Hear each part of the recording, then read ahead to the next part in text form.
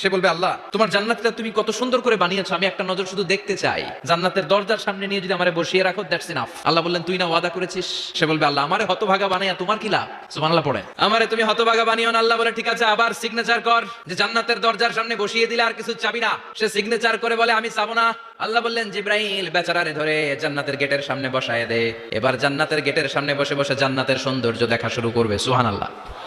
ওই হতভাগা লোকটা বলবে আল্লাহ এত সুন্দর জান্নাত তুমি বানালাম, চোখ দিয়ে সৌন্দর্য দেখি, কান দিয়ে আওয়াজগুলো শুনি, হুর আর গেলমান হেঁটে বেড়ায়, এত সুন্দর জান্নাত চোখ দিয়ে দেখি, ঢুকতে পারি না, আমারে কষ্ট দিয়ে তোমার কি লাভ? ও আল্লাহ আমারে তুমি মাফ করে দাও, জান্নাতের চিপার মধ্যে এক কর্নারে তুমি একটু আমারে জায়গা করে দাও। আল্লাহ বলবেন ওয়াই হাক ইবনা আদম, তোর ধ্বংস হোক হে আদম জাত, মা আগদারাকা, তোর চেয়ে বড় গাদ্দার আমি আমার সৃষ্টিকুলে কাউরে দেখি নাই, কারণ তুই আমার সাথে চুক্তি করিস আর চুক্তি ভঙ্গ করিস। আল্লাহর রহমতের দরিয়ায় তখন জোশ খেলে যাবে, ওর আকুতি মিনতি চাহনি আল্লাহ